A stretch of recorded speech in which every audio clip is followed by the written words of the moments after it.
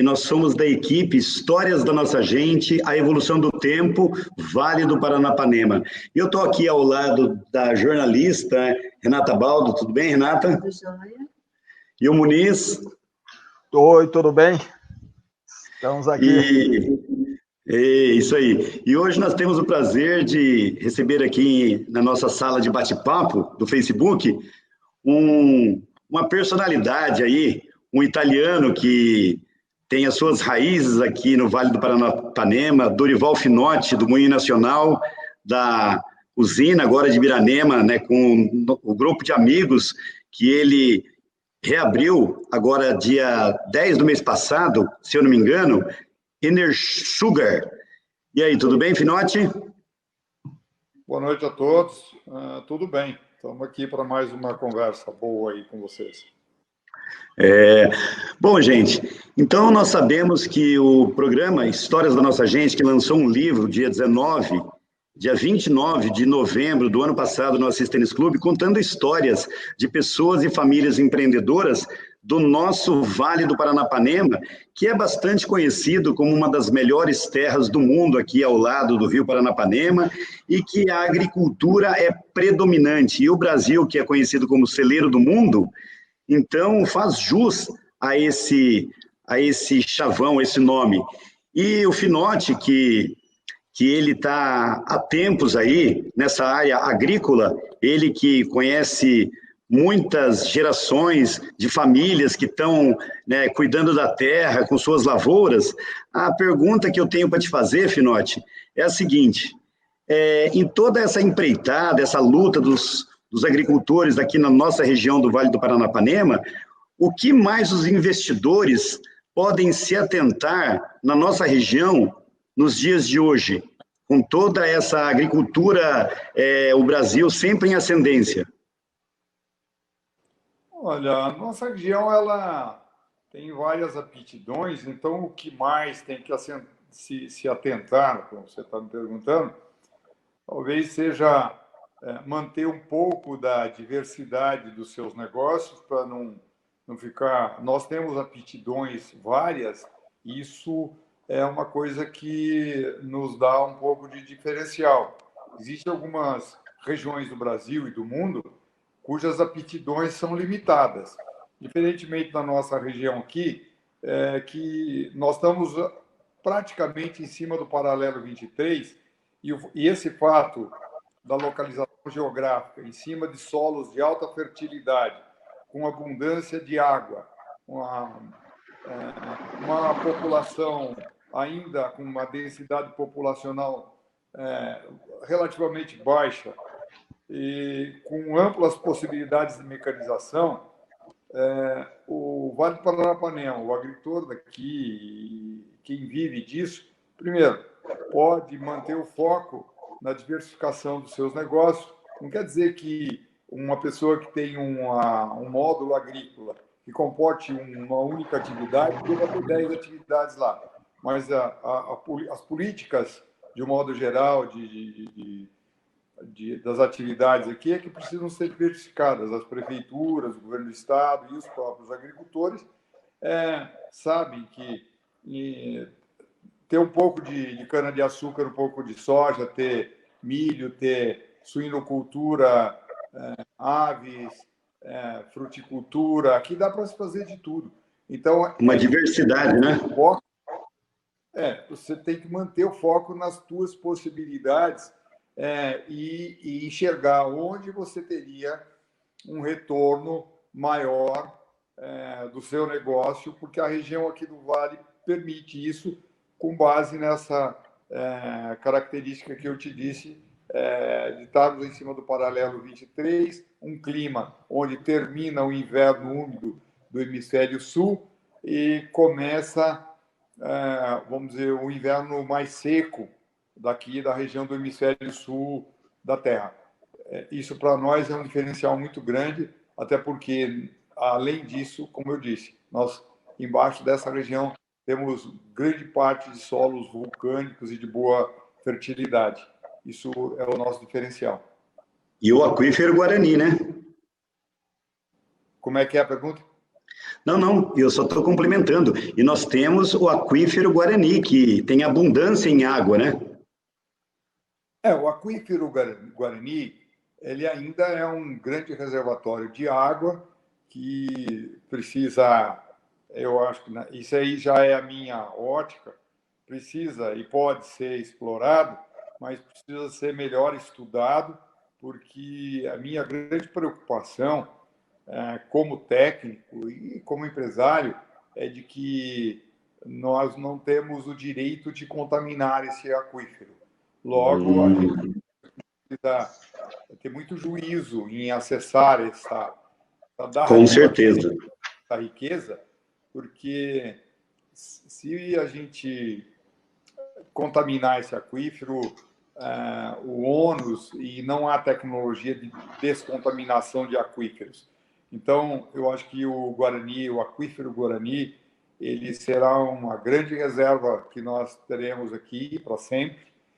Porém, nós temos, como eu disse, uma grande malha hídrica ainda no lençol freático, no freático da região, que permite que essa região explore essa disponibilidade de água com grandes vantagens com relação a outras regiões. Com certeza. Muniz? Olhando, Finotti, para essa questão da diversidade aí, a gente sabe que o produtor, né, olhando mais voltado para o agronegócio em si, o produtor ele precisa sempre estar investindo em tecnologia, senão ele fica para trás. Mas você, como produtor, conhecedor de todo esse elo, né, não somente como produtor, mas também como industrial, como que o produtor ele pode escolher melhor essas tecnologias a fim de que elas não sejam somente um custo, mas que elas realmente venham agregar valor à sua produção? Existem vários fatores que levam a essa escolha. Eu entendo assim. Primeiro, é preciso olhar para o mercado e avaliar as tendências. Como é que o mundo... Porque hoje está tudo globalizado.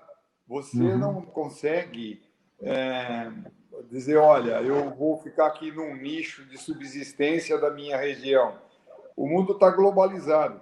O que acontece a meio-dia no Japão está afetando as coisas aqui 5 minutos depois, à meia-noite aqui, né? E todo mundo já está sabendo, à meia-noite, como é que a Bolsa de Tóquio está operando, fechando, e assim em Pequim, e na Europa, e assim por diante. Consequentemente, essas opções, e com relação a você opinar, pensando em custo e benefício de um negócio, é preciso estar atento às tendências mundiais, a como esses mercados estão buscando suprir as suas demandas, quais são as concorrências que você vai encontrar nisso e quais são as tecnologias que você terá que adotar para poder abastecer o mercado que você fez opção. Porque essa questão do custo que você perguntou e das tecnologias aplicadas, elas hoje estão, vamos dizer, bastante relacionadas com alguns procedimentos dos teus mercados. Por exemplo, você está querendo produzir milho aqui no Brasil. Você vai fazer uma opção para produzir milho ou um derivado de milho. Você vai exportar esse milho? Se você vai exportar esse milho, você tem que pensar que o teu comprador lá tem uma demanda. O que ele vai fazer com esse milho? Se ele for usar esse milho na ração animal, ele vai investigar a presença de aflatoxina nesse milho. Logo, você tem que buscar uma tecnologia que não tenha possibilidade de te produzir um produto que tenha resíduos dessas toxinas. Se você vai produzir açúcar, você tem que procurar... O teu mercado quer comprar o quê? Um açúcar em CUSA 45, ou você quer ter um açúcar demerara? O teu mercado lá na frente vai determinar praticamente a tecnologia e o custo que você terá aqui. E isso precisa ser tudo botado na mesa e na hora que você fizer uma opção de entrar no negócio. Tá. Com o trigo, isso aconteceu? Você que é do mercado de trigo aí há muitos anos, isso já conseguiram estabelecer essa segmentação ou não? Ou ainda está Já, embrionário? não, é um dos segmentos que está bastante adiantado. Por exemplo, hoje eu estou na indústria do trigo. Sim. Eu diria para você que se a gente não tiver certos cuidados, você já tem barreira, tanto no mercado interno quanto externo. Por exemplo, dá um exemplo parecido com o que eu falei do milho na área do trigo. Se você fornecer para determinadas cadeias alimentares, em farinha de trigo, hoje já tem alguns parâmetros com relação a uma substância chamada desoxinivalenol. O desoxinivalenol é produzido por um fungo que habita as lavouras de trigo ou os armazéns. Se esse produto estiver presente, tua produção está desclassificada, o teu produto perde valor, porque essa substância, o desoxinivalenol, é responsável pelo nanismo tanto de crianças como de humanos quanto de animais. Então, hoje já existem leis que determinam isso. Na cadeia do trigo, há muitas especificações existem por conta de demandas do consumidor. Por exemplo, um trigo que faz bolo não se presta para fazer certos pães. Um trigo que se usa para fazer pão de forma, não dá para você fazer pão francês. Um trigo que você usa para fazer uma massa com determinadas características físicas, não se presta para fazer pães caseiros e assim por diante. Sim. Consequentemente, você tem que olhar detalhadamente para isso, porque o mercado está cada vez exigindo mais, tanto do produtor quanto do industrial, e o consumidor também vai começar a demandar por teores de proteína, teores de vitaminas e resíduos outros que você tem ainda para discutir para uma boa saúde, que é o que eu acho que o mundo vai caminhar. E está caminhando muito rapidamente. Né? Sim, sim. Correto. Julião? Finote, nós sabemos que o Brasil ele tem crescido muito em décadas a parte do agronegócios, né? A evolução é muito grande, a AgriShow é uma das maiores do mundo, a feira também industrial de Cascavel, enfim. O Brasil é um país que está tendo um desenvolvimento muito grande, né? Em termos de tecnologia, em termos de grãos, de produtividade. E nós sabemos que há uma certa competição com os Estados Unidos, né, que também é um grande produtor de milho, de soja e assim por diante, né? E nós sabemos que a China, ela consome muitos produtos do Brasil, né? Muitos grãos. Na realidade, esse investimento chinês que está tendo no Brasil, desde as malhas ferroviárias, né, que eles ainda vão começar a explorar, esse Porto Seco no Mato Grosso, o que você acha de tudo isso, Finote?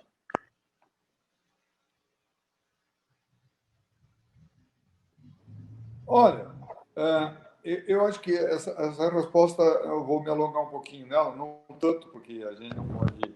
Mas é Claro. o seguinte. Deixa para um outro programa, né?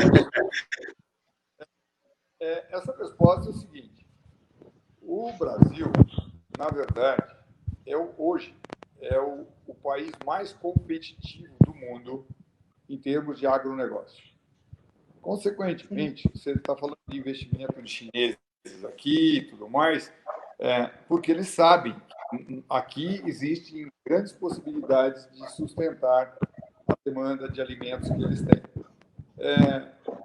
Por outro lado, alguns concorrentes mundiais nossos de alimentos, e também compradores, no caso da Europa, vamos citar assim, que é quem mais faz pressões.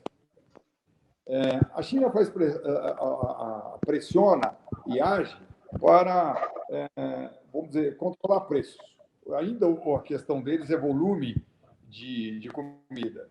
Já os europeus, eles têm algumas preocupações, porque eles precisam ter uma segurança alimentar. A segurança alimentar deles está fazendo que várias nações do mundo, inclusive os americanos, soltem notícias, não sei se nós poderíamos dizer que são fake news, mas são notícias que não são muito verdadeiras. Para quê? Para criar uma opinião pública mundial que afete o interesse do Brasil e a competitividade do Brasil. Uma delas, que agora incomoda, é a questão ambiental. A questão ambiental está sendo, vamos dizer, tratada e vilanizando o Brasil, por conta de que a Amazônia está sendo destruída, não sei o que mais. Esse bombardeio todo, ninguém para pensar, e eu sempre digo o seguinte: o Brasil é um país que nunca explodiu uma bomba atômica na atmosfera e no subsolo. Países que estão fazendo crítica para nós hoje com relação ao meio ambiente não sabem como nós fazemos as coisas, como nós produzimos alimento aqui. Esses países, tem país aí que está fazendo crítica que foi responsável pela extinção de alguns atóis no Oceano Pacífico, ilhotas e outras coisas mais, explodindo artefatos nucleares. Isso, nós sabemos disso. Tem grande parte gerada por energia nuclear, de usinas nucleares, e que pegam os resíduos atômicos deles e vão jogar em abismo submarino. Olha, essa gente precisaria parar de fazer crítica ambiental para nós e querer meter o bico aqui na questão da Amazônia. Outra coisa, quanto o mundo produz hoje mais ou menos 100 milhões de barris de petróleo por dia. Isso é muito mais do que queimar grande parte da Amazônia. Agora, como é que essa gente vai fazer crítica para nós? Qual é a moral que essa gente tem que fazer crítica?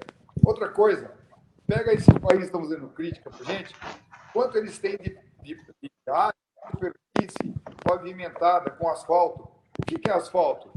Uma borra de petróleo tirada do subsolo, altamente poluente.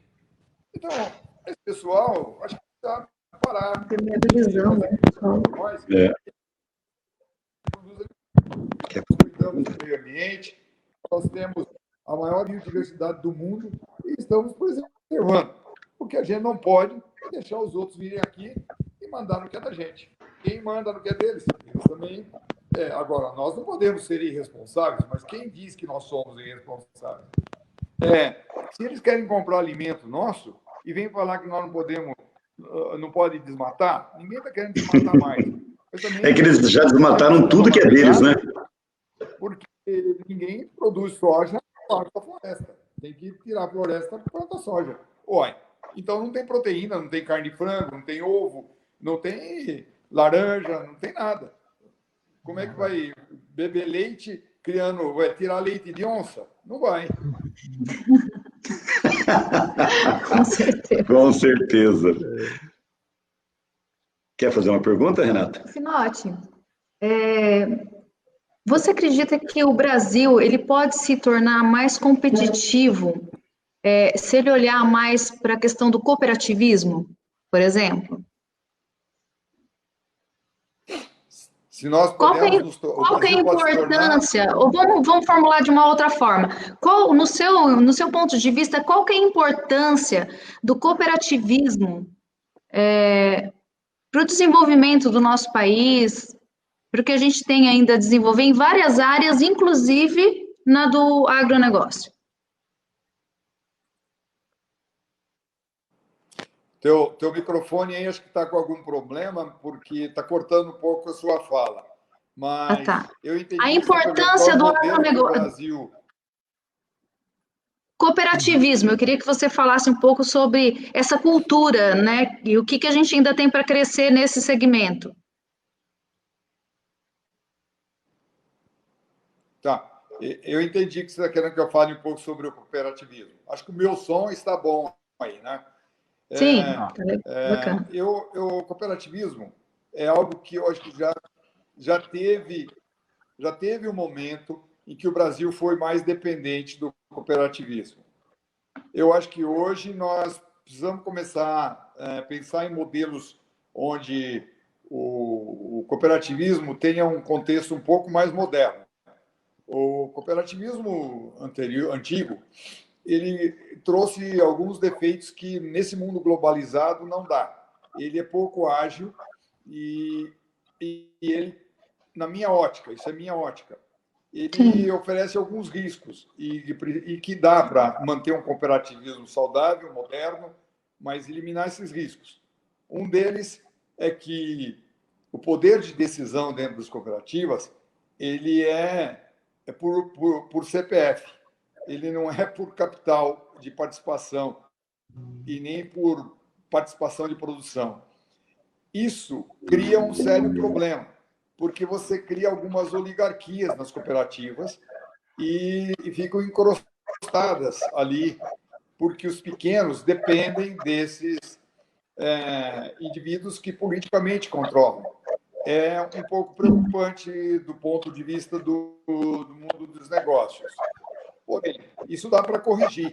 É só ajustar a legislação que regula o sistema cooperativo e você conviver com uma ideia que permita que quem paga mais tenha maior poder de decisão, porque senão você vai acabar afastando aqueles mais competitivos, aqueles mais competentes.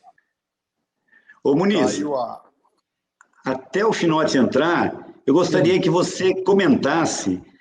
O Brasil, ele está, como eu falei naquela última pergunta, né, que eu fiz para o Finotti, ele está assim numa competição muito grande com os Estados Unidos, né? Por exemplo, nós sabemos que o Brasil, hoje em dia, ele é o primeiro do mundo em produção de soja, né, por causa de algumas coisas climáticas que aconteceram nos Estados Unidos, né, que lá tem os furacões, tem os maremotos, então, pelo menos aqui nós não temos isso, né, Muniz? Em termos de tecnologia, de avanço, da parte do maquinário, da parte de tecnologia, você acha que os Estados Unidos está muito mais avançado do que o Brasil? Comenta um pouco sobre isso. Eu vejo o seguinte, são países totalmente diferentes, por mais que produzam as mesmas culturas, são países totalmente diferentes. E as tecnologias que muitas vezes eles querem trazer, né, importar dos Estados Unidos para cá, não conseguem ter muito sucesso, porque a adaptação no nosso sistema é muito difícil. Então, nos Estados Unidos, quando você olha para a produção, eles ficam lá, por exemplo, 3, 4 meses em neve. Os maquinários utilizados lá são totalmente diferentes. E até mesmo quando você olha para fertilizantes, para inseticidas e fungicidas, o que funciona lá, muitas vezes não funciona aqui, por motivo do nosso clima ser muito diferente. O clima, né? Então, tecnologia, quando nós olhamos as tecnologias utilizadas nos Estados Unidos e que realmente dão certo, né? São tecnologias que foram adaptadas para eles. E olhando para o Brasil, nós temos sim nós trabalhamos num nível de tecnologia muito alto. Né? Nós vemos não somente em inseticidas, fungicidas, mas também qualidade de sementes, nós somos muito bons, maquinários, né? Nossas máquinas são muito boas, muito tecnológicas. A grande questão é que, muitas vezes, eu acho que na maioria das vezes, o produtor americano está mais capitalizado, porque se ele perde... se ele perde uma produção, o governo vai lá e subsidia isso, o que não ocorre no Brasil. Então, se o produtor hoje no Brasil ele perder uma safra, ele precisa de pelo menos 3, no mínimo 3, para compensar a perda dessa safra. Então, ele não consegue se capitalizar como os produtores americanos. Os americanos, por exemplo, dependendo da perda deles por chuva, vamos olhar para a questão climática, por exemplo, dependendo da perda de produção deles, é melhor que o clima leve tudo, totalmente, que ele perca 100% do que ele perder, de repente, 20% ou 30%, ou que seja 40%. É mais vantajoso ele perder 100% do que perder, por exemplo, 35% da sua produção. Porque se ele perder 100%, isso vai ser reembolsado para ele, o que não acontece com os produtores brasileiros. Então, e essa capitalização é fundamental no momento de você fazer aquisições, porque você compra uma máquina de 400 mil reais, 300 mil reais, é investimento para 10, 15, 20 anos. E se você não tem uma segurança disso, você realmente tem muitos problemas. E normalmente você não faz pagamentos mensais, você faz pagamentos semestrais, né? A cada safra. Se você perde uma safra, todos aqueles boletos acabam acumulando e você vai anos para você sair de toda essa dívida. Então, nós temos sim muita tecnologia mesmo, só que o problema é a questão de você conseguir pagar essas dívidas aí e se organizar melhor. Ok? Ai, que bom, Finotti de volta. De volta, Finotti. Voltei aqui, minha bateria foi recuperada. Vamos lá. Que bom. Temos mais alguns minutos. É que a tecnologia permite a gente fazer algumas coisas, porque eu estou aqui na zona rural, né? Então. Interessante. Com certeza. Isso é bom. E graças à tecnologia, de vez em quando dá uns piripaque aí, mas vamos lá. Normal. O Finotti, a gente gostaria que você falasse um pouco mais desse novo investimento, né? É claro que você já tem há muitos anos, você é industrial, você passou a ser um industrial de sucesso em Assis, e muito recentemente, né, vocês acabaram fazendo um investimento realmente brutal na região, claro, com a Enersugar. Segundo o que nós levantamos aqui, o investimento foi da ordem de 100 milhões. O que isso reflete para a nossa região, Finotti? Olha, Muniz, isso foi uma coisa que começou, na verdade, nós tentando colocar aqui juntos um grupo de agricultores que já tinham alguma coisa na questão do plantio de cana aqui nosso, e nós acabamos por... Deixa eu acertar essa câmera um pouquinho aqui. Nós acabamos por ficarmos aqui num grupo pequeno de 3 ou 4 pessoas, porque esses também acabaram se dividindo. Na verdade, ficamos eu e meu irmão, nós isso aqui já tínhamos uma empresa de família, e ficamos aqui. Tem o Silvio, que era presidente da Associação de Fornecedores, que ficou conosco. Nós, efetivamente, tivemos que fazer um investimento nesse porte aí. Acho que hoje ele é um pouco maior até do que esse valor que você citou. Quanto chega hoje? Eu acredito que hoje nós tivemos um investimento de uns 120, 130 milhões nessa primeira fase, e nós tivemos que comprar uma unidade geradora de energia anexa à usina. Isso, para nós, ainda está sendo feita a homologação na ANEEL, mas ela vai custar em torno de 50, 60 milhões. E a vantagem é que isso deu para a região um parque industrial de volta, um parque industrial que tem um bom potencial. A usina hoje já está organizada para moer mais ou menos 2 milhões de toneladas no ano de 2021, e nós pretendemos fazer expansões aqui ainda de área, e já fizemos investimentos que vai permitir a gente chegar em 3 milhões e 200 mil toneladas. Isso, eu acredito que no ano de 2024, 2025, só esta empresa possa estar faturando aí na casa dos 600, 700 milhões ano e gerando empregos, riqueza, tributos, e espero que isso dê certo. Foi um desafio grande, a gente tinha muita gente que duvidava. Pessoas gostam de apostar também no fracasso dos outros, né? Nós trabalhamos. Sempre tem isso. E trabalhar é a única solução para tudo. Você trabalhando, nem estresse você tem, nem fica tempo, né? cansado. Trabalhar é sempre uma solução. Principalmente quando a gente faz o que gosta, né, Finotti? Eu acho que a gente gostaria que agora outros segmentos que a gente está pensando participassem. Nós temos uns projetos para o futuro de verticalização aqui muito interessantes, mas ainda não é hora de falar nisso.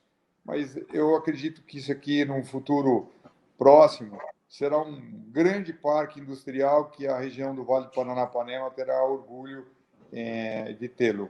Não só para nós, acionistas, para mim, eu, meu irmão e o Silvio, mas eu acho que para todas as pessoas que moram aqui, é preciso que a gente goste do lugar que a gente está, que a gente tenha perspectivas boas. Eu quero crer que nós vamos oferecer muitas opções aqui dentro desse parque industrial para todas essas opções que nós comentamos lá no início da nossa conversa. Outros produtos podem entrar aqui além da cana-de-açúcar. Nós temos muitas possibilidades aqui. Eu acho que hoje, isso é importante pensar. Hoje, a questão de geração de emprego, como que está na usina atualmente? E aí eu gostaria que você nos desse uma perspectiva do final do ano aí também, de geração de empregos, diretos e indiretos. Nós fizemos uma grande reforma nessa usina, fizemos uma ampliação, mas uma das coisas que nós tivemos que fazer aqui foi modernizar o sistema de controles todos. E por quê? Senão a gente não é competitivo. Né? Claro. A gente tem que modernizar para ser competitivo. Nesse aspecto, nós tivemos que eliminar algum tipo de serviço, mas criamos outros. Hoje a gente tem aqui dentro do Parque Industrial, diretamente aqui, trabalhando aqui dentro, em torno de 160, 170 pessoas. Mas vou dar uma notícia boa. Tivemos uma reunião aqui na usina agora e nossa diretoria foi autorizada por nós aqui do Conselho, por mim aqui, pelos controladores, a ampliar, e nós devemos criar mais um turno. Eu acho que a gente vai contratar ainda nesta safra mais umas 30 ou 40 pessoas. Obviamente que tem que ser pessoas com certas qualificações, e isso já permite que a gente fique nesse nosso diapasão e cada vez ter mais gente, apesar de todo esse processo de modernização, porque antigamente a usina funcionava, usando controle da destilaria, que é um negócio nosso aqui, que produz 600 metros cúbicos de etanol por dia, 600 mil litros por dia. Então, é um volume relativamente grande. Sim. Mas nós produzimos aqui quase 1.000 toneladas de açúcar por dia. Isso era feito com gente olhando segmento por segmento. Com a reforma que nós fizemos, muito desse tipo de controle foi automatizado. Então, nós temos um centro operacional hoje, com técnicos em informática, que controlam todo o processo de produção dessa central, desse centro operacional. Nós temos hoje 40 megawatts de energia aqui. Nós produzimos energia aqui para alimentar uma cidade do tamanho de Assis ou mais. Nossa! Com técnicos especializados que controlam isso tudo de uma central de operações. Então, é uma indústria moderna já, com outra característica.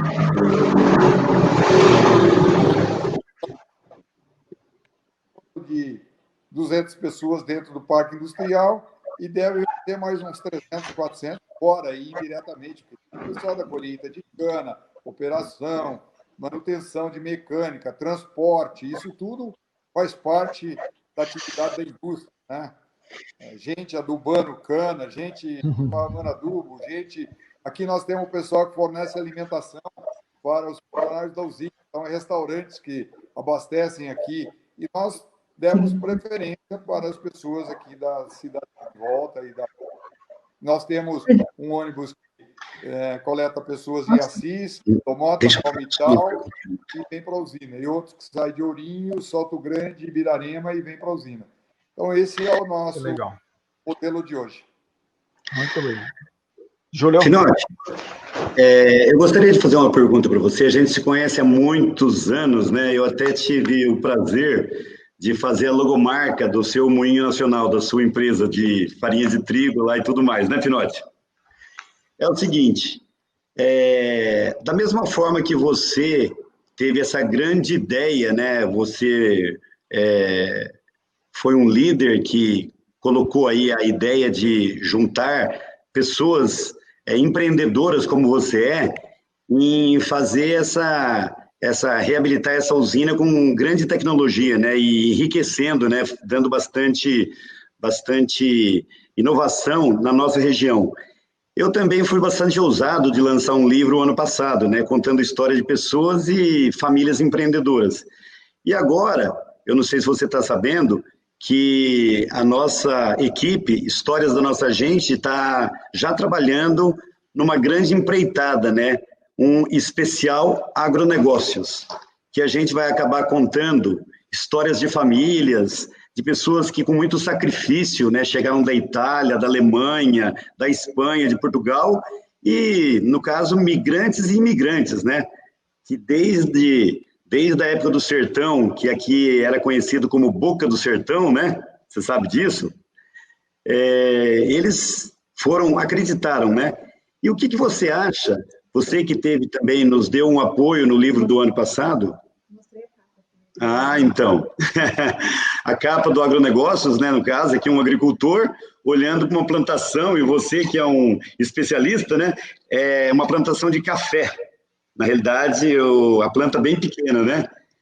Eu gostaria que você desse o seu parecer desse trabalho que foi feito, né, o ano passado, e agora essa nossa nova empreitada, né, que na realidade a gente está com uma equipe muito boa, o Max da Cridicana está nos apoiando, a Valdira também é uma apoiadora, o Muniz, eu, a Renata. Então a gente está com um grupo seleto, né? O que você acha desse grande livro que a gente está montando para lançar no Salão de Eventos da CIA o ano que vem, o final do ano que vem, Finotti? Olha, eu penso assim, acho que vocês estão fazendo uma coisa muito interessante, muito boa. Eu sou um indivíduo que eu sou ruim de cuidar da história. Eu meio que me enquadro naqueles que fazem a história. Eu gosto se alguém vai contar essa história. Mas dá valor à história, né? Tanto que você patrocinou a história dos imigrantes italianos na obra do Vale Paranapanema. Isso aí é para ficar para sempre, né, Finotti? Eu acho que isso foi mais por conta de que da forma como eu me manifestei com vocês, e eu acho que isso continua sendo uma forma de pensar, e gostaria que vocês continuassem contando a história, porque precisa alguém contar a história. O povo que não tem história, não tem memória. Com certeza. Mas alguém, para a história ser contada, alguém tem que fazer a história. E eu acho que eu sou mais apto a fazer a história do que a contá-la. Mas, por outro lado, eu tenho muito orgulho disso que você falou aí, porque eu tenho muito orgulho da minha origem. Eu tenho cidadania italiana, eu sou brasileiro e sou italiano também. E por conta do meu nome. E eu acho que isso foi muito legal, porque eles vieram aqui para esta região, quando isso aqui era sertão, e o meu pai sempre me dizia uma coisa, que quando alguém fazia alguma crítica para ele, tal, de alguma atividade que eventualmente não respeitasse o meio ambiente, coisa assim, ele falava, você está falando isso agora, mas eu cheguei aqui, peguei 3 malárias e os meus tios, dirigente aqui, e meus irmãos, algum irmão, morreram de febre e tifoide, porque aqui dava malária até em toco. Gravadores, Meu então, Deus. eu tenho orgulho dessa história toda, e eu acho que é muito bom que vocês contem essa história e diga desse povo, não só dos italianos, dos espanhóis, portugueses e dos nativos que nos receberam aqui. A minha família foi bem recebida aqui. Nós viramos amigos aqui de muitos caboclos que já habitavam aqui na região. E eu acho que isso foi um modelo que o mundo deve copiar. Nós somos unidos aqui, nós fizemos uma terra nossa e fizemos uma riqueza. E temos que ter orgulho dessa riqueza desse povo que a gente construiu aqui. Então, eu acho que vocês estão fazendo uma coisa boa, devem continuar. Eu acho que preciso continuar, tenho ainda coragem e disposição para ficar... Bastante lenha para queimar.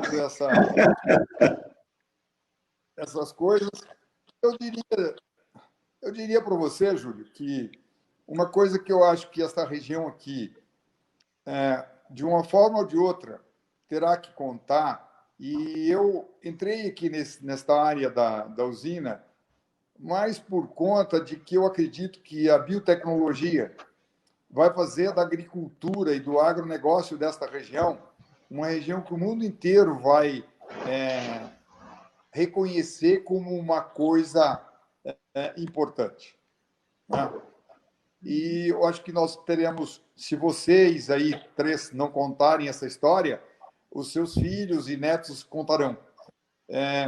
Nós temos alguma coisa aqui fantástica. Nós estamos voltando só aqui. O Brasil faz isso, e eu acho que a nossa região também faz. A gente transforma carbono, que muita gente acha que é poluente, a gente transforma em coisas limpas aqui. A gente capta o carbono da atmosfera e transforma em energia limpa. Então, abasteça seu carro a etanol e tenha orgulho de ser brasileiro. E que vocês tenham orgulho de contar essa história daqui da região, porque nós fazemos parte desse mundo limpo, desse mundo bonito, e dessa gente que trabalha, que a gente faz as coisas com muito trabalho, né? Você falou que torce para que dê certo, né? A Enersugar. E a gente torce mais que você ainda, porque o Brasil precisa justamente de pessoas que estejam pensando realmente como você, em trabalhar, em se doar, em não pensar simplesmente, lógico, tomar as devidas precauções socioeconômicas, de saúde pública, né? É um momento que as pessoas estão usando um pouco disso para questões de manobras políticas, a gente está caminhando para um ano de eleições também, né? Só que, independente de tudo isso, a gente não pode esquecer que a gente está num país que merece crescer, que é muito abençoado por Deus e que, graças a Deus, né, Finotti, tem pessoas empreendedoras, pessoas que estão focadas em ser o setor produtivo desse país, em fazer isso aqui para frente. Porque o potencial que a gente tem não é por acaso que o Brasil é chamado de celeiro do mundo, não é verdade?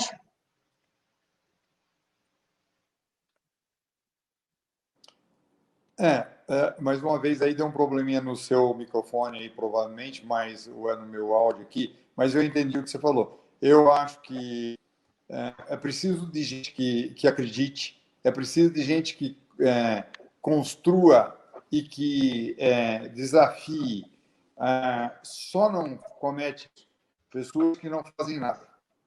Então, quando a gente se propõe a fazer coisas, a gente tem a probabilidade de ter algum momento que possa se imaginar a frustração.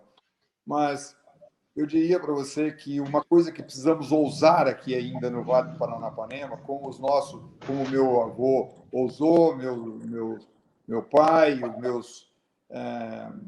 nós aqui, esta geração nossa, vocês e eu, estou aqui criando coragem de investir, interar, mas meu sonho é investir em muita tecnologia aqui.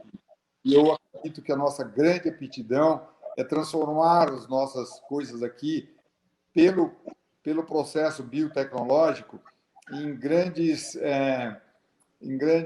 demandas que o mundo terá.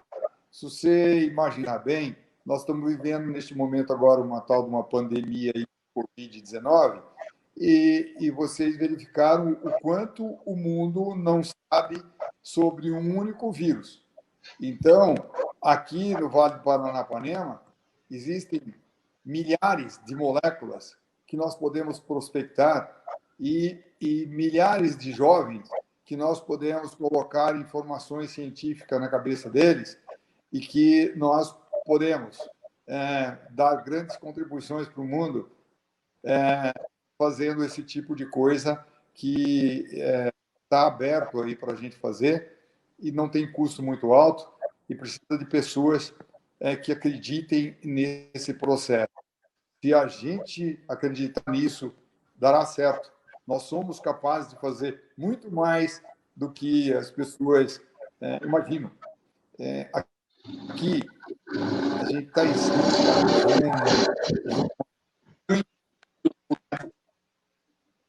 e é só uma questão de botar mãos à obra, não ficar reclamando, é fazer. É isso aí. Foi muito legal esse nosso bate-papo. Meu som cortou. Esse cortou um pouquinho, mas não tem problema. Entendemos perfeitamente o que você quis dizer. Eu vou passar para o Júlio se despedir também. Está tendo um corte no final. Tá. Queria agradecer você, Finotti, de coração, por ter participado com a gente, né?